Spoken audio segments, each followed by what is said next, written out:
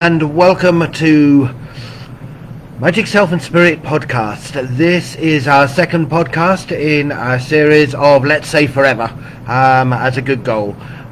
This is very exciting for us to be able to announce our new book and course, Unlock the Power of Sigils and Servitors, Chaos Magic for Beginners. And this is going to be within our series of both Transmutational Meditation, which I'll explain in a moment, and also within the series of Star Magic. At Magic, Self and Spirit, we have a Facebook group we call the Magic of the Sun, Moon and Stars, and to organise our courses and our books, we went with writing 3 books and courses, which are the same thing, on Moon Magic, 3 books on Star Magic, and eventually we will write 3 books on Sun Magic, which will start in a couple of months, I think. The Star Magic series, this is the 3rd book on the Star Magic series, and it's been a huge journey for us because we've used the background of Ancient Egyptian magic and Ancient Egyptian spirituality, because it went so well with Star Magic and astrology. It was very much the way the ancient Egyptians thought, so this is why we use that as a background. But we also used it as a background because we wanted to provide a forum, provide an environment where we are taking you out your comfort zone, really. Moon magic, pagan magic, yes, it may take you out your comfort zone if you primarily operate, say, from a Christian background in the West or something on those lines. But if you've been around alternative spirituality for a period of time, quite often, particularly in the UK, maybe France and the US, there's a kind of familiarity with some of the pagan ideas. So the moon magic worked quite well in that way. But ancient Egyptian spirituality, sure, there may be a familiarity because you may have come across it in a history class or philosophy, or you may have read a book and it fascinated you, but you're not going to be in your comfort zone working with it. And that was part of the thinking. That was let's get you out of your comfort zone, let's get you into a place that will unlock things for you more. And that was very much what I wanted to do, particularly with the Star Magic. So what we're going to do here as well is, once we've written the 3 Sun Magic books, we will write another 3 books, one purely on moon magic, like the different phases of the moon and the different magic you can do with it, and working with transmutational meditation, one purely on star magic and working with the magic of all the different constellations, and one purely on the Sabbats, the 8 sun festivals in paganism and Wicca and witchcraft, etc. So we will be producing them in blocks of 4, but for the courses as such, they'll be in the blocks of 3. So we're just launching on Thursday the next course, Unlock the Power of Sigils and Servitors, Chaos Magic for Beginners. And the book is out now, but what we're going to do this time, and the students on the course are quite used to this, we're going to release a week at a time. So what is ready to be released in a series is the following: is the introduction and chapter 1. Next week we'll release chapter 2, the week after 3, and finally 4. So that will move out a bit like one of those old 19th century novels. People like Charles Dickens used to serialize them in the papers and in the press. So we've gone for that kind of direction because it makes it more fun. I'm seeing everybody coming in here. Hello, everybody. I'm just going to continue this because obviously this is a book launch rather than our normal Our Spirit interactive place. So yes, we've had a nice change in the weather. Still locked down here in Texas, but the allergies are up, as you probably can hear in my voice. And a man called Douglas came onto our page last night to ask for proof of spirit, but is very, very angry about it and really kind of wants us to drop everything and prove it to him on the spot. And it's a very, very interesting lead in as we launch this, because the center part of chaos magic, if you like, the central thought of chaos magic is everything's an illusion. Absolutely everything. It is, nothing exists per se. Nothing is real. And the other half of that phrase that came from Peter Carroll, the guy that launched chaos magic, was, so therefore everything is permissible. Now if you think about that on a grand scale, that everything is an illusion, by its very nature then, because experience is duality, good, bad, right, wrong, black, white, man, woman, etc., etc., everything we experience has its opposite. Given that, if everything's an illusion, then everything is real.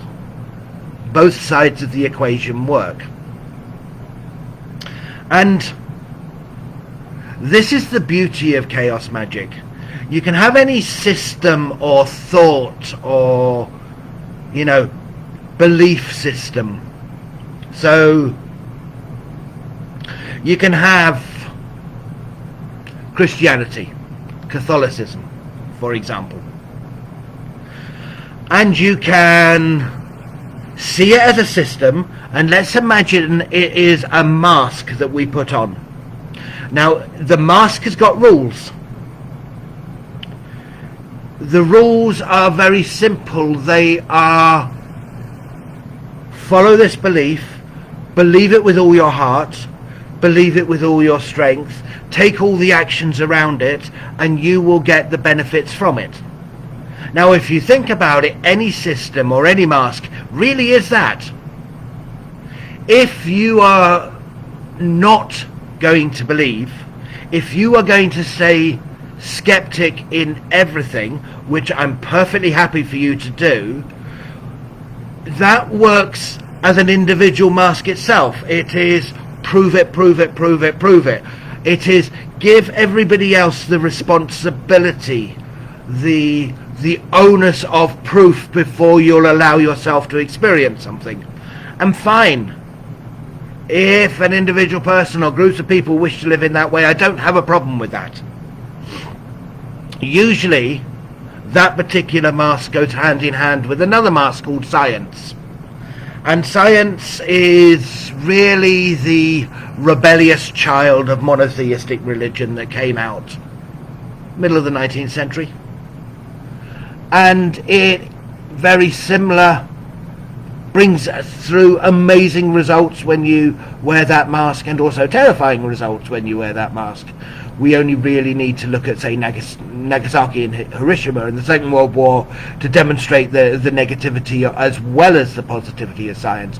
And no question about the level of results and the level of knowledge that brings through and how useful that is to humankind. However, the dualistic part of the mask is, it says by its own treatise that nothing is real unless it is provable externally over and over and over again by a number of people reaching the same results. And then we may begin to agree that it is real. It is at the heart of consent reality, shared reality, the worldview, common sense reality, etc. And this is the beauty of chaos magic, is that it allows you to sidestep that. It sees that as a mask in and of itself. Not right, not wrong, not good, not bad, it just is. And is it congruent? Does it work? Yes, it is.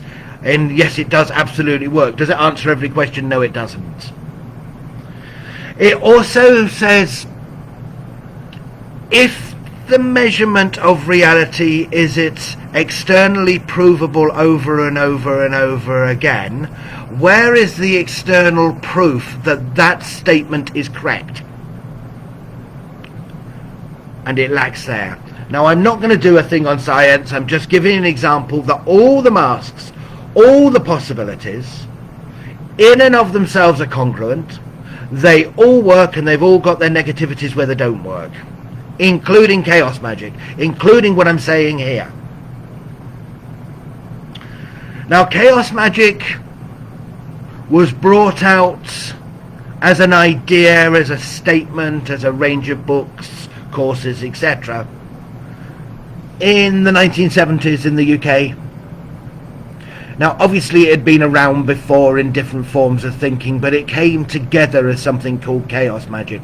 And it was extraordinarily refreshing, because chaos magic broke down the dogma of other magical systems of what you can do and what you can't do and all the morals around it, etc., etc., and broke it away completely and said that every spiritual system, every philosophical system, every political system is an illusion, like everything is an illusion, and therefore you can pretty much do what you choose. You make your own morals, you make your own reasons, you make your own belief systems, and it sees things as a belief system as well. It sees it as every single belief is actually a tool.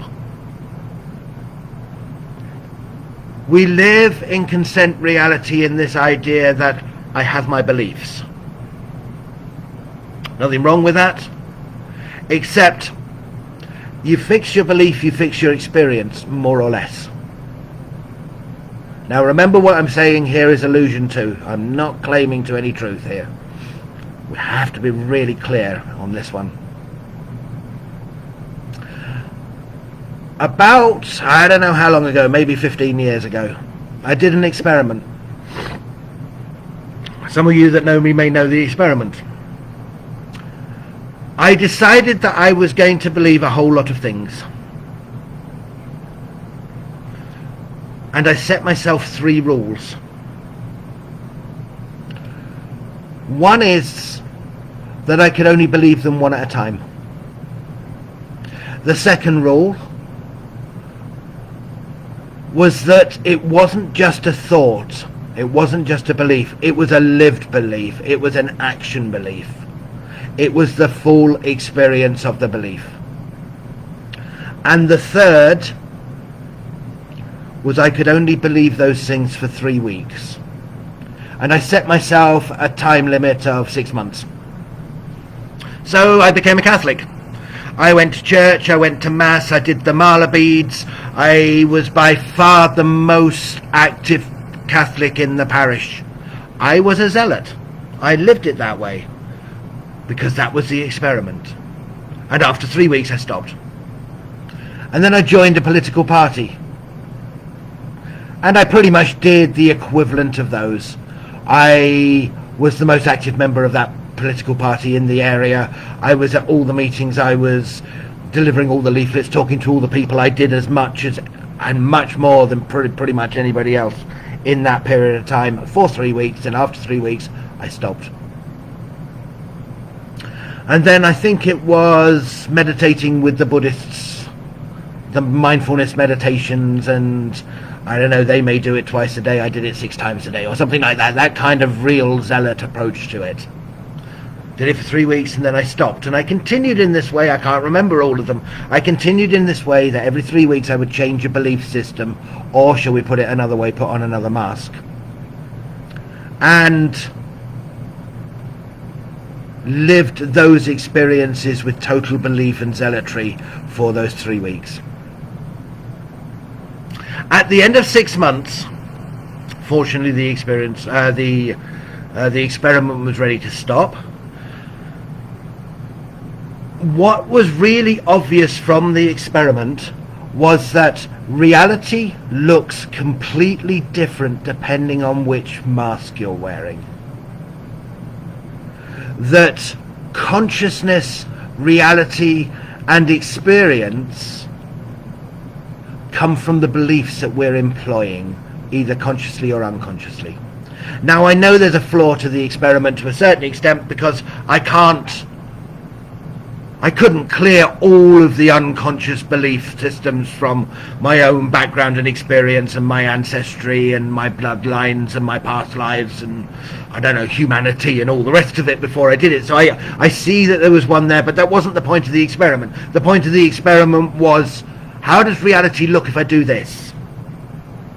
And it looks completely differently from the point of view of wearing the mask as a Catholic, to wearing the mask as a political libertarian, for example. It looks completely different. It depends on what your beliefs are, and that produces other experiences.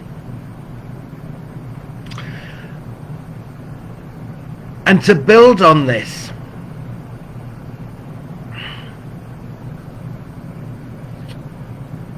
we experience our reality through our 5 physical senses. Kind of. Because we don't see the world through our eyes initially. Our eyes are conduits of electricity that pass information to our brain and our mind. The same with our ears, our nose, our mouth, and our touch senses. They in and of themselves initially don't experience reality. They feed information to the brain and to the mind. And reality is formed in the brain and the mind. Now, there may be such a thing called external reality. The problem is, we can't really experience it. We can't really experience an objective reality because we create that reality in our mind based on the masks we're wearing, the beliefs we have, the system we follow, etc. So if we go back to Douglas, it doesn't really matter what the debate is when he's angry and anti anybody who's spiritual and wants proof from a scientific point of view and won't accept anything else, because he's wearing the belief mask of those things, and it will produce those experiences. It will produce that evidence. And I'm not talking about Douglas specifically. Any mask that you wear from any particular position will produce the experiences that are congruent with that mask. So if all of reality happens in our minds, then in effect all of reality is our consciousness. Now let me take that a stage further. According to Facebook here on my screen, as I'm speaking at this moment, there are 18 other people on the call. I can see some of the names, Lee and Brittany, etc. I know April's on the call because I was just talking to her and she's putting things up. And I'm not looking through at the moment because I'm obviously speaking about this. Now I know Lee and Brittany and April personally. Yet the truth is, I've only ever sent electrical information through my senses about them to my mind, and my mind has actually constructed them.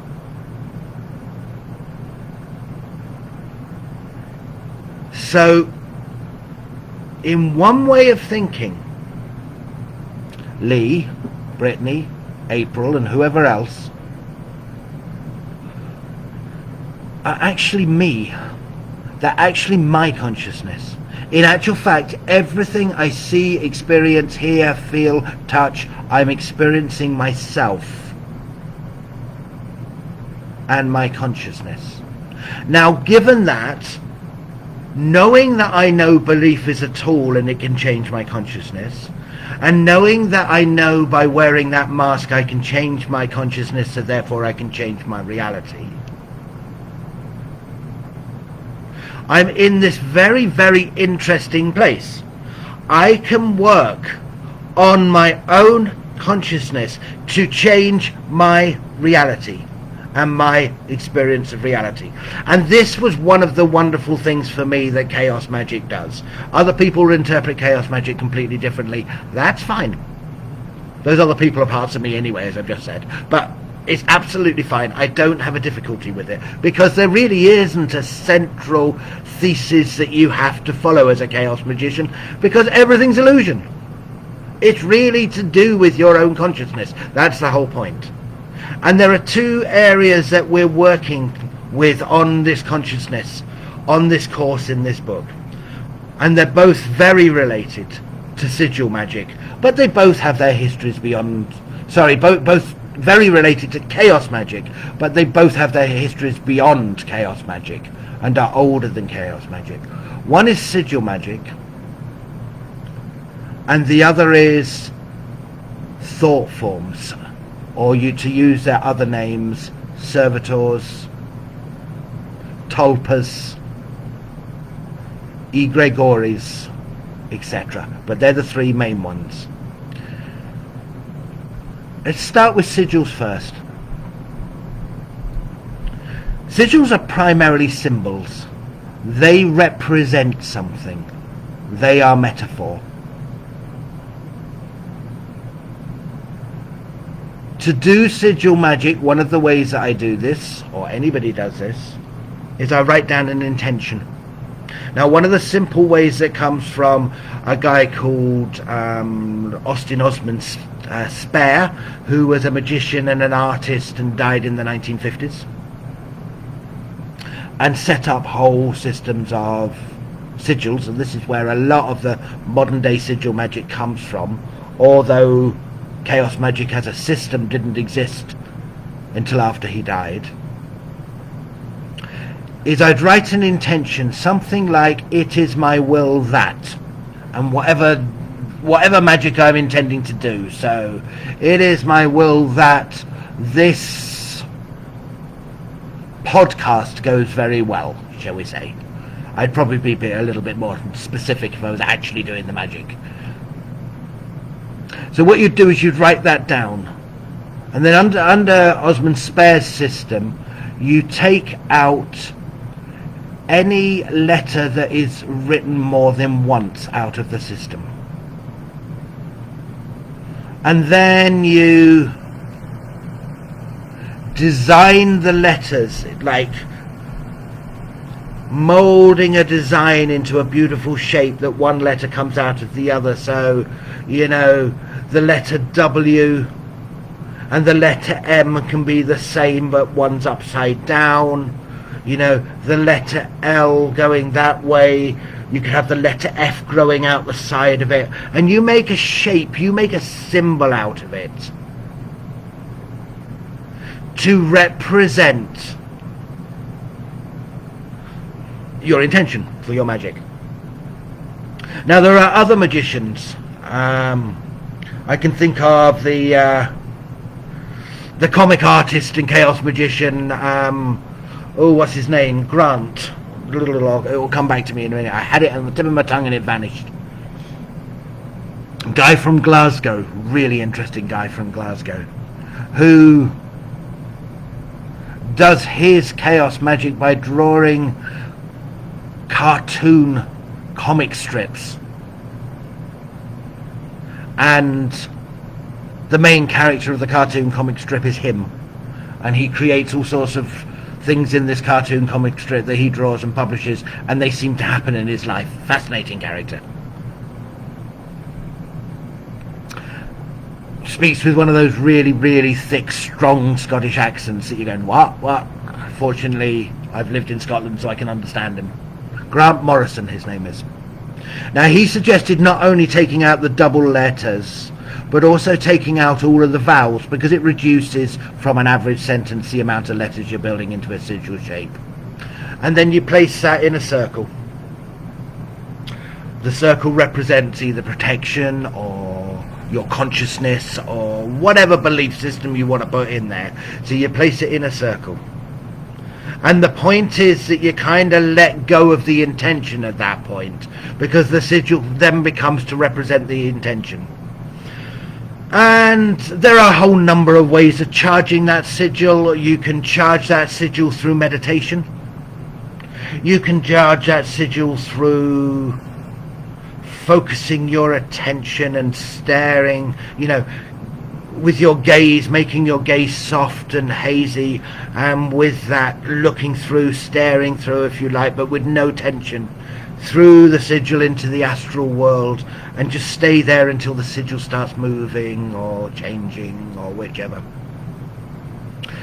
You can change it through ritual magic to charge it, which is actually one of the things we've done in the first chapter of first week of the course in the book.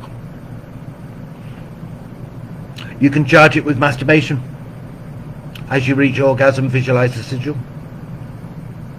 You can charge it with sex magic. You can charge it with exciting your breath. You can charge it with going and dancing until you're absolutely exhausted and you're about to collapse, and then you visualize the sigil. It doesn't really matter. The point is, the sigils themselves, the purpose is to influence your unconscious mind, and through that influence open the gate to the collective conscious mind where the magic and the sorcery flows. That's the intention. That is why you're doing the sigil. That's how it works. And it allows you to forget about the actual intention and just flow with the magic, in the flow, in the river of life, in, the Tao, if you like. In that flow, weaving your magic. In the flow of consciousness, weaving your sorcery. Now, another way to approach this, for example, is via planetary sigils. And they're fun. In magic, each planet has a range of correspondences, associations. So Venus, for example, is the goddess of love. It's associated with love and passion and sex and whatever. Mars is action and power and sometimes war. Mercury is communication. There's a range of them. And each planet also has a day. Now, you've got to remember, when planetary magic came out and original astrology came out, there really were only considered to be the 7 planets. We have more information now because we have better technology, if you like. But at that time, so magic generally, if you're working loosely with planetary associations, works with the 7. So my podcast, for example, if I was doing a sigil magic around my podcast, I would be working with Mercury, and I would probably be working on a Wednesday, because Mercury represents the height of communication. And obviously it's a podcast, that's the point. So I would write my intention, like before, take out the vowels, take out the double letters, because it makes it easier. And then I would get what they call a Pythagorean square. Now, a Pythagorean square is fascinating. The square has numbers 1 to 9 across the top, and in the next box down it's A, B, C, D, E, F, so on until 9, and the next letter, that would be the 10th letter in the alphabet, goes back to 1 again, and it goes all the way through to Z, which I think actually ends up as a number 9, but I'd have to double check. So each letter that's left of your intention has a numeral attached to it if you use the Pythagorean system. So I would take the Pythagorean system, I would take my intention, and I would give each letter in my intention a numeric number based on the Pythagorean square. And then I would take what is called the square of Mercury. Each planet has a magical square that's been developed by magicians and astrologers, etc., over hundreds of years, I believe. And they're easy to get. They're all online. They're all free. There's nothing hard about it. And anybody that's doing our course will have the one for Venus, because we're doing romantic love in the first week. So the one for Venus will be there, but the other ones will be there when and if we use them. So now I've got these numbers. Now the Venus square, the Venus planet square, the numbers are all in different orders. They're not 1, 2, 3, 4, they're all random. I say random, they're not random, they're put in a shape that represents numerologically Venus. Now, I don't get how that works completely. My mind doesn't work that way. But you might have 35, 1, 7, 9, whatever, 15, etc. And it builds up this whole square, and each planetary square is a different size. Venus is an average size one.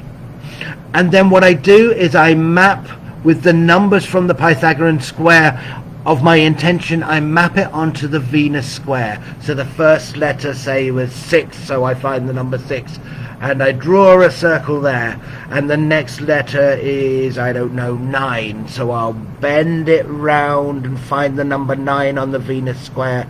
And the next letter may be, it's going to be one of 9, isn't it? So it could be 6. We started with 6, so it could be 3, so I'd take it up to 3.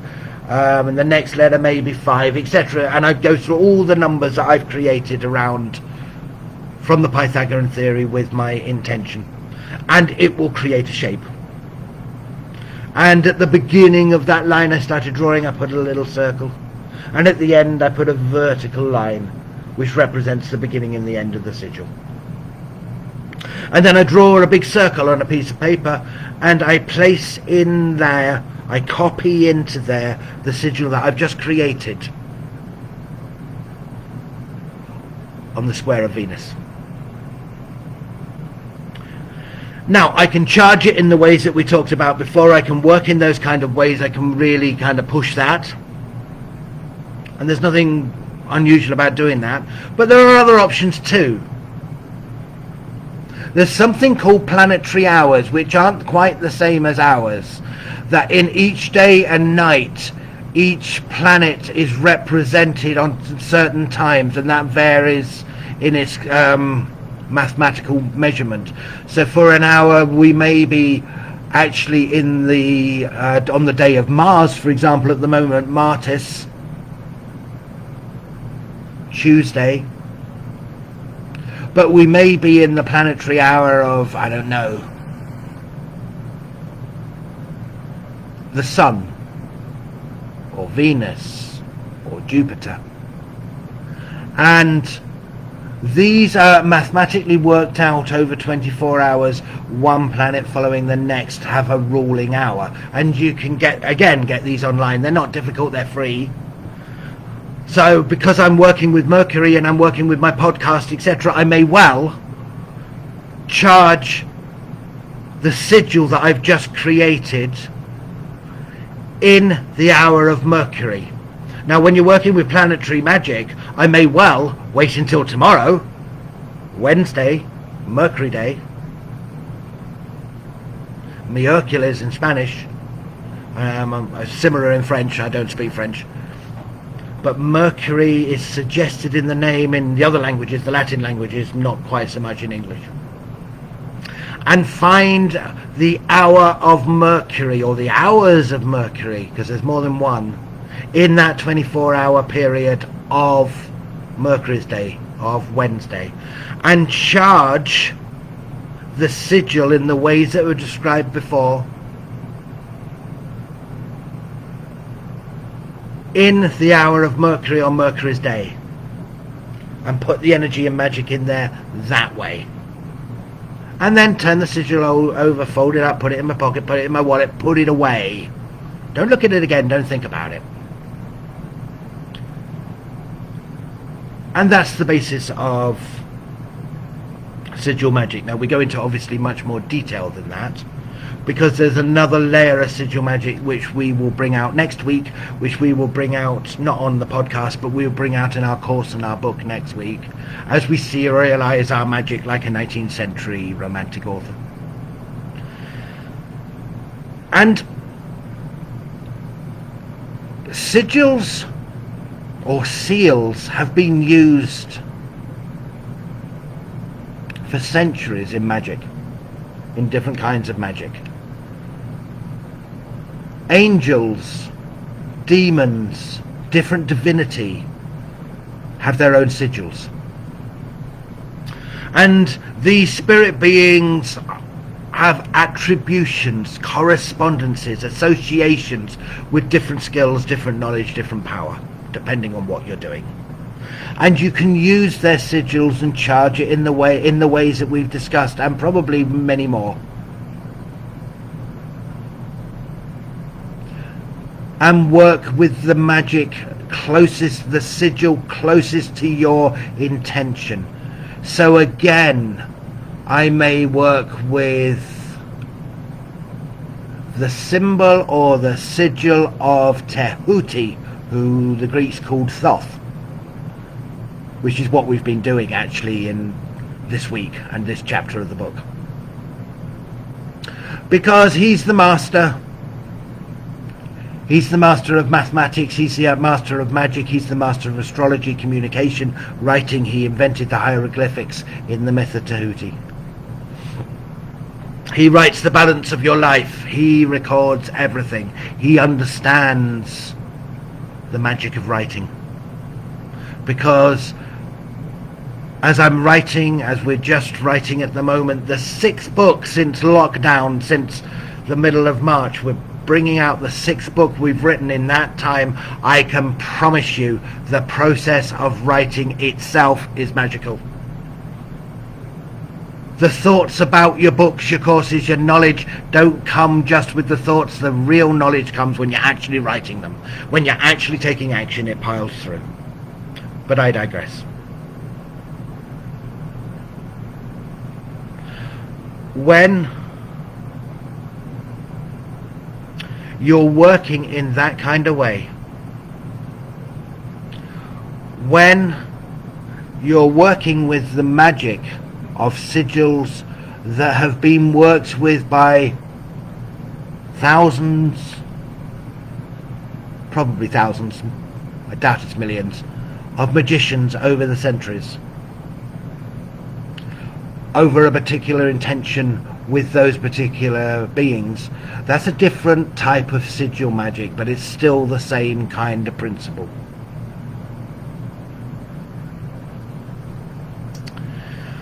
And the final word I'll have on sigil magic is there's some kind of sigil magic that I sometimes do, which I find really quite useful, and I kind of see it as like emergency sigil magic. I can remember a number of years ago, for example, I was in Puebla City in Mexico, and I didn't have very much money, and somebody had sent me, I think it was a MoneyGram or Western Union, I can't remember. And Puebla had only one branch of a bank that cashed, let's say it's Western Union, cashed the Western Union. And being Mexico, I went into the bank, and there's a very, very long queue, and it took about an hour to get to the front of the queue, and of course there's only one person serving, that kind of stuff, you know. And then in my second language I have to explain what it is I want, and they put my details into the computer, and the computer said nope. And it's like, ooh, I got a problem here. I can't get hold of my own money.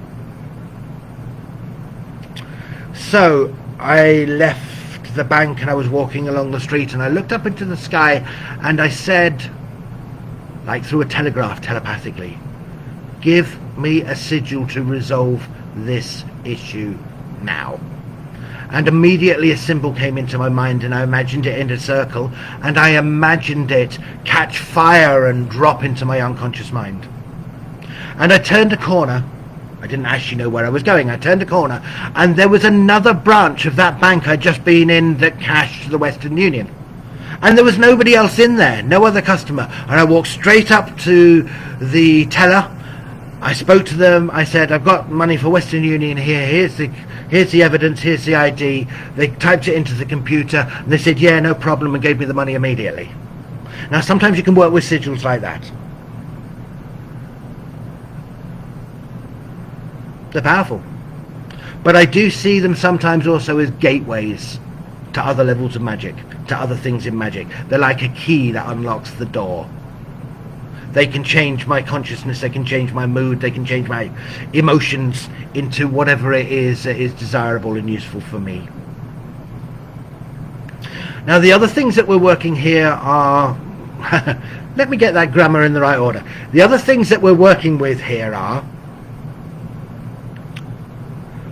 thought forms. Now, thought forms are taking parts of your consciousness deliberately and creating an artificial spirit being to work for you magically. There are different forms of thought forms, and this is very much the chaos magic stuff as well. There are different forms of thought forms. One we call a servitor. Now, a servitor is a thought form that we create into some kind of magical being for an individual or single purpose only, such as move all the blocks for me receiving money, for example. And you may create a servitor around you may create a sigil around the creation of a servitor and activate the sigil in the ways that we've mentioned, and then use the sigil once you've designed and meditated on and brought the servitor to life. Use the sigil, activate the sigil, and empower the servitor. Now, the servitor in effect is you taking parts of your own consciousness and molding it and manipulating it to do your will. The servitor can be a spiritual being, it can be an animal, it can be another human, artificial, exists on the astral kind of thing. It can even be a box with something in it. It can even be a bank. It can even be an implement. The point is, from your consciousness, you create an artificially conscious being that does an act of magic for you. And there's a whole number of ways of working with them in incredible ways. Now, some of my work at times, particularly when I'm traveling in Latin America, is spiritual warfare. It's clearing spaces of negative energy or negative beings, or protecting people that are being attacked in the negative way, etc., etc. And the servitor work is really, really useful. You can actually create your own army, and defeat whatever it is that you're working with. And there's a further servitor thought form kind of being that we call a Tulpa, Tulpa.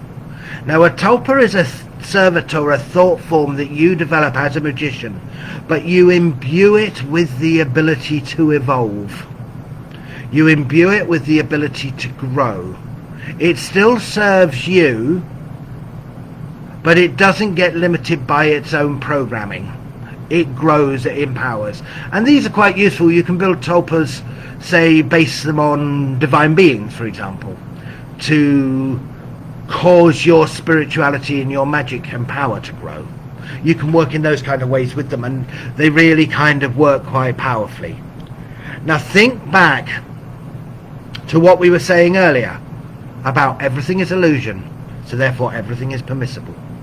This is a mask of magic. This is a mask of reality that when I follow the belief system, it empowers this process, and so therefore it's functional, it is congruent. And this is really what we have here. The tulpa can become a very powerful spiritual magical companion. You can have a number of tulpas, you can have one tulpa. It's really up to you. It's your reality. It's your magic. Or in my case, you're all in my reality. I created you all. But then, in your reality, you created me. Swings and roundabouts. And the third type, if you like, of thought form, which we won't really be working with on the course and in the book because of its nature, and I'll explain, is an egregore. And an egregore is a collective thought form from a group of people with an aim. So sometimes it's magical, as in deliberately magical, and created that way by, say, a coven of witches or a group of magicians or something like that, in order to work in a certain way to promote the value of the organization, the coven, the spirituality, etc., or to protect it. And in a lot of times there's going to be some big companies that I bet they know actually exactly how to make an egregore, and a group of them who manage it have done. And its job is to build that company at a very, very high level.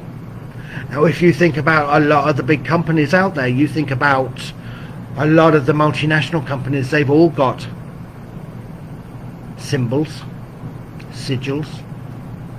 I bet they've all got egregores, thought forms. And they all operate in that way, and it reminds me of this man I met in Mexico City, an absolutely fascinating man, a magician, a chaos magician. And he, a number of years earlier, had made himself deliberately homeless because he didn't want to live in the worldview and he didn't want to follow those rules. He found it limiting. I get it. And I was talking to him and I said, so how does this work for you? How do you do your magic each day? How do you weave your reality in your life when you're homeless and you don't live anywhere? He said it's easy. Just look around you. There are symbols that have deep symbolic historical meaning that are attached to things from centuries ago that are now brand symbols. You'll see them on the backs of cars, on restaurants, on office buildings, on headed paper, wherever. And I work with them as sigils. And I empower those sigils in my mind, and this is where I got the idea from. I set them alight and I drop them into my unconscious mind and I get on with my day. And he said, I can tell you one thing. There is never a day that I don't get fed, and there's never a night that I don't have a bed to sleep in. I always manifest the money, and I always manifest the food, and I always manifest whatever else it is I choose by working with sigils. But also, he talked about creating servitors, a Tulpa for him, who manages his magical life continuously so he can live from that homeless place, in effect in total luxury, in effect by making it all work. And this is how they are so powerful, and this is how they work so well. And the second half of the course, the second half of the book, is going to be just that. It's going to be working with servitors in the third week, and it's going to be working with Tulpas in the fourth week, and showing you how to do that. And we put it all in a background of star magic, working with the constellations, the magic of the stars. And we give options. You can work in a kind of natural way, but it won't be much good for you on this particular course at this time, perhaps. So whichever constellation the sun is passing through at that moment in time, you can work with, because it's out there in the natural world. Or its opposite. So where are we now? We've gone into Libra, and I have got lost on... So that's Pisces is its opposite, isn't it? So we know the sun is passing through Libra. So when the planet turns away from the sun at night, the stars you see out in the sky, the opposite ones, are Pisces. The constellation of Pisces. So you can work with Pisces if you're working on the cycles of nature in the natural way. But you can also do your sorcery and do this whole process internally, and you can visualize any constellation you absolutely choose, and you can empower it through invocation, through visualization, through speaking it aloud and pulling the magic from the skies into your body to empower you. And we also work with what we call transmutational meditation, which allows us to take you on a guided meditation to work with sorcery and ritual magic inside of your mind, to imprint it there, to work with symbols, to work with spiritual beings, to work with the whole process, so we can show you one way of doing it. So it's not just about reading it, we can imprint it in your mind, so when you come to do it, if you should choose to for yourself, you already have the tools already imprinted, the journey already imprinted, and the route back and the grounding. And that on a plate is the course and the book that we've produced. That is part of the process that we've been working on over the last number of months in order to give you tools that are practical, that are spiritual, that you can directly work with. And we're doing it under the guise, in the background of Ancient Egypt, because of, as I said earlier, the power of Ancient Egypt, those myths. Your unconscious mind knows those myths, even if your conscious mind doesn't.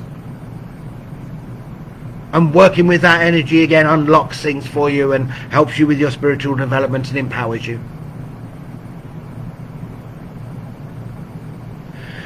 So if you look inside the comments, I know April has put a number of links to the book and to the course, and come along and join us. You know, the book I think is $8. Yep, is $8. We will produce the videos for that over the next few weeks as well, for the Transmutational Meditation, so you can add to your book and buy those to go with it. Again, really cheaply. You know, 4 videos for, I don't know, $25 or something, I think it is. And also there's access to the course there. If it's a one-off month access to one course, we only charge $45 because we're still in beta stage. But if you wanted to subscribe to the Spiritual CrossFit Gym where we teach all of this, it's $35 a time on subscription per month, with access to everything we teach and everything we work. So I know April is putting links into the comments here, and when I release this as a podcast across the system, which I'll probably do tomorrow, you know, I'll put links to that as well, so you've got access to this work, this knowledge. And we also wanted to do it slightly differently to how everybody else would do it, who would primarily just talk about sigil magic or servitor magic or whatever. And we wanted to really give you the opportunities of other layers of magic being taught and shown, like how to work with star magic, how to work with ancient Egyptian ritual magic to empower your sigils, to empower your servitors, how to work with Tehuti or Thoth, if you want to call him that, you know, to empower this way of magic as well, to take it to other levels for you, to give you your tools. Anyway, guys, it's been fabulous working with you. It's been great to cover this material with you. It's a very exciting journey for April and I, and Magic Self and Spirit podcast as well. Have a fabulous week. Those people on the course, the first week, introduction week and transmutational meditation, will be in the course in the Spiritual Crossfire Gym on Thursday, and I'll also open up a Facebook room again. Anybody come along, ask questions, chat, whatever it is you want to do with that, I'll be available for half an hour or an hour or whatever it is to work with you. So have a fabulous week, and I'll be on Ask Spirit next Sunday, doing the normal mini consultations at a speed, because that one gets so busy. Anyway, guys, take care of yourself. Speak to you soon.